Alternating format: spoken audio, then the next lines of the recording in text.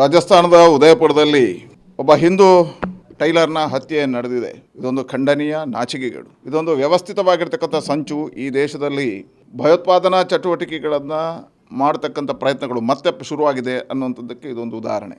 ಇದರ ಹಿಂದೆ ನೋಡಿದಾಗ ಇದೇ ಮಾದರಿಯ ಕೊಲೆ, ಹತ್ಯೆ ಶಿವಮೊಗ್ಗದಲ್ಲಿ ನಡೆದಿತ್ತು. ಶಿವಮೊಗ್ಗದ ಒಬ್ಬ ಹಿಂದೂ ಕಾರ್ಯಕರ್ತನ ಹರ್ಷ ಹತ್ಯೆ ಆದಾಗ ಅಲ್ಲೂ ಕತ್ತು ಸಿಗಿದು ವಿಡಿಯೋ ಮಾಡಿ ಅವನ ತಂಗಿಗೆ ಕಳಿಸ್ಕೊಡುವಂಥ ಕೆಲಸ ಕಾರ್ಯಗಳಾಗಿತ್ತು. ಕರ್ನಾಟಕದಲ್ಲಿ ತತ್ಕ್ಷಣ ಬೊಮ್ಮಾಯಿ ಸರ್ಕಾರ ಅದಕ್ಕೆ ಕಠಿಣವಾಗಿರ್ತಕ್ಕಂಥ ಕ್ರಮ ಕೈಗೊಂಡು ಎಲ್ಲ ಹಂತಕರನ್ನು ಬಂಧಿಸುವಂಥ ಕೆಲಸ ಕಾರ್ಯಗಳು ಮಾಡಿತ್ತು. ಇವತ್ತು ಉದಯಪುರದಲ್ಲಿ ನಡೆದಿರ್ತಕ್ಕಂಥ ಘಟನೆ, ಮೊನ್ನೆ ನುಪುರ್ ಶರ್ಮಾ ಅವರ ಹೇಳಿಕೆಯ ನಂತರ ಬಂದಿರತಕ್ಕಂಥ ಘಟನೆಗಳು, ಅಲ್ಲೇ ನಡೆದಿರ್ತಕ್ಕಂಥ ಗಲಭೆ, ಇದೆಲ್ಲದರ ಹಿಂದೆ ವಿದೇಶಿ ಕೈವಾಡಗಳಿದ್ದಾವೆ, ಭಯೋತ್ಪಾದನಾ ಚಟುವಟಿಕೆಗಳ ಕೈವಾಡ ಇದೆ ಅನ್ನತಕ್ಕಂಥದ್ದು ಅನ್ನಿಸ್ತದೆ.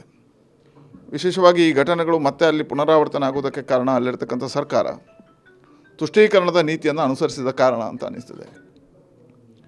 ಈ ರಾಜ್ಯದಲ್ಲಿ ಬೇರೆಲ್ಲ ಘಟನೆಗಳು ನಡೆದಾಗ ಬೊಬ್ಬೆ ಹಾಕತಕ್ಕಂಥ ಕಾಂಗ್ರೆಸ್ಸಿಗರು ಈ ದೇಶದಲ್ಲಿ ಇವತ್ತು ಮೌನವಾಗಿರುವಂಥದ್ರ ಹಿನ್ನೆಲೆ ಏನು? ಒಂದು ಇಂತಹ ದೊಡ್ಡದಾಗಿರ್ತಕ್ಕಂಥ ದುಷ್ಕೃತ್ಯ ನಡೆದಾಗ ಇವರು ಯಾರ ಪರವಾಗಿರ್ತಾರೆ ಅನ್ನತಕ್ಕಂಥದ್ದು ಪ್ರಮುಖವಾಗಿರ್ತಕ್ಕಂಥದ್ದು. ಈ ರೀತಿಯ ಘಟನೆಗಳು ದೇಶದಲ್ಲಿ ನಡಲಿಕ್ಕೆ ಕಾರಣ ತುಷ್ಟೀಕರಣದ ರಾಜನೀತಿ.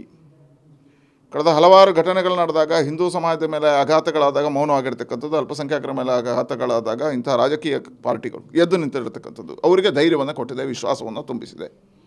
ಹಾಗಾಗಿ ಇಂತಹ ಘಟನೆಗಳನ್ನು ನಾನು ಖಂಡಿಸ್ತೇನೆ ಮತ್ತು ಕಠಿಣವಾಗಿರ್ತಕ್ಕಂಥ ಕ್ರಮ ಕೈಗೊಳ್ಳಬೇಕು. ಇಂತಹ ಘಟನೆಗಳಿಗೆ ನ್ಯಾಯಸಮ್ಮತವಾಗಿರ್ತಕ್ಕಂಥ ಕಠಿಣವಾಗಿರ್ತಕ್ಕಂಥ ಕ್ರಮದ ಮುಖಾಂತರ ಇವತ್ತು ಉತ್ತರ ಪ್ರದೇಶದಲ್ಲಿ ಯಾವ ರೀತಿ ಯೋಗಿ ಇಂತಹ ನಿರ್ಧಾರಗಳನ್ನು ತಗೊಳ್ತಾರೆ, ಅಂತಹ ನಿರ್ಧಾರದ ಅವಶ್ಯಕತೆ ಇದೆ ಅಂತ ಅನ್ನಿಸ್ತದೆ.